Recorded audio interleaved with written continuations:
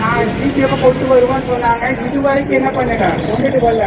அவங்க சொன்னது எல்லாமே பொருள். ஆனா எங்க போனா என்ன பண்ணிட்டு இருக்காங்கன்னா, திமுக அரசு சாதனைகள் என்ன பண்ணிட்டு இருக்காங்கன்னா, எல்லா பக்கம் உங்களுக்கு தெரியும். இன்னைக்கு சோசியல் மீடியாவாகட்டும், அடுத்தது வந்து எல்லா மீடியாஸ்லயும் அவங்க செய்யற ஒரே ஒரு வேலை என்னன்னா கொஞ்சம் நம்பிக்கை கொடுத்து ஏமாத்துறது தான் திராவிட மாடலா என ஜாக்டோஜியோ கேள்வி. நல்லா இருந்த எங்களை நடுத்தருவில் நிற்க வச்சிட்டீங்களே முதல்வரே என ஆதங்கம்.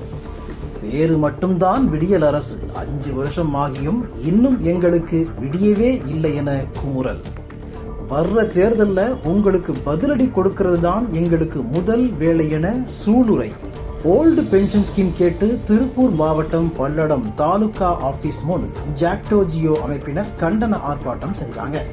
ஆசிரியர் கூட்டணி வட்டார தலைவர் நடராஜன் தலைமை வகிச்சாரு. முதல்வர் ஸ்டாலின் எங்களை ஏமாத்திட்டாருன்னு எல்லாரும் சேர்ந்து அரசுக்கு எதிராக கண்டன கோஷம் போட்டாங்க. நான் சிபிஎஃப் கொண்டு வருவேன்னு சொன்னாங்க. இதுவரைக்கும் என்ன பண்ணுங்க கொண்டுட்டு வரல. அவங்க சொன்னது எல்லாமே பொருள். ஆனா எங்க போனா என்ன பண்ணிட்டு இருக்காங்கன்னா, திமுக அரசு சாதனைகள் என்ன பண்ணிட்டு இருக்காங்கன்னா, எல்லா பக்கம் உங்களுக்கு தெரியும்.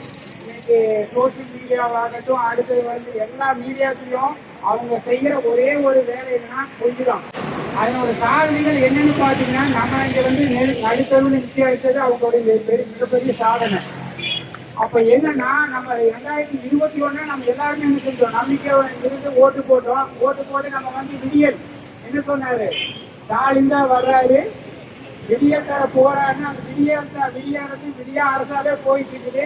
இனி ஒரு 6 மாசம் தான் இருக்க போகுது. அந்த விடியல் அரசு வந்து அஸ்தமன அரசா மாற போகுது 6 மாசத்துல. அது எல்லாருக்கும் நம்ம சார்பில் வந்து என்ன சொல்ல விரும்புறோம்னா, திமுக அரசுக்கு நம்ம சொல்ல விரும்புறோம். அடுத்தது பாத்தீங்கன்னா, இந்த ஜேக்கப்சிய ஒருங்கிணைப்பாளர் அவர்களுக்கு நம்ம இந்த நேரத்தில் நம்ம கேட்டுக்கொள்வது என்னன்னா, இந்த போராட்டமானது அடுத்தடுத்து வலுப்பெறுங்கிற போராட்டமா இருக்கணுங்கிறத நம்மளுடைய கோரிக்கை. ஏதோ ஒரு நாள் அடையாள வேலை பண்ணணும், இதோட போயிட்டோம் அப்படிங்கிறது என்ன நமக்கு தெரியும். 1988 ஒவ்வொரு இது பாத்தீங்கன்னா நம்ம எல்லாமே போராடி பெற்றதுதான். போராடாம எந்த ஒரு பணப்பயனுமே பெற்றதில்லை. அதே மாதிரி 2021 இன்னைக்கு வரைக்கும் பாத்தீங்கன்னா எல்லா உரிமைகளையும் இந்த அரசு கொடுக்கிறேன்னு சொன்ன அரசு பறித்து தான் இருக்குது. நம்ம எல்லாத்துக்கும் நீ பாருங்க, டிஏகே அறிவிச்சு 5 மாசம் ஆகி நம்ம வந்து இன்னைக்கு போன வாரம் தான் ஜியோ போட்டிருக்காங்க.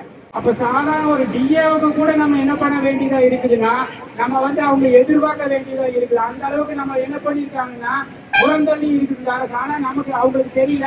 இன்னைக்கு எதிர்கட்சி தலைவராக இருக்கிற எடப்பாடி சொல்லிட்டு இருக்கிறார், நாங்க கடந்த ஆட்சியில 3% தோற்ற. அந்த 3% யாருங்க? நம்ம தான். இந்த 3% தான் என்ன பண்ண போகுதுன்னா 2026 ஆட்சியை தீர்மானிக்க போகிறது. அவங்களுக்கு தெரியல. அவங்க என்ன நினைச்சிட்டு இருக்கிறாங்கன்னா, நம்ம எல்லாத்தையும் மகளிருக்கு உழைப்பு கொடுத்துட்டோம், 1000 கொடுத்துட்டோம், அதை பண்ற இலவச மகளிர் கொடுத்துட்டோம், நம்ம எல்லாமே நம்ம பக்கம் இருக்கிறாங்கன்னு நினைச்சாங்க. அது வந்து அவங்க போடுற முட்டாள் கணக்கு. ஏன்னா நம்ம எதிர்கட்சி வந்து அரசியல் களம் இன்னும் 6 மாசம் இருக்கு. அது எப்படி வேணாலும் மாறுகிறது. அவங்களுக்கு நம்ம நேரத்தில் சார்பாக நம்ம தெரிவித்துக் கொள்ள விரும்புகிறோம்.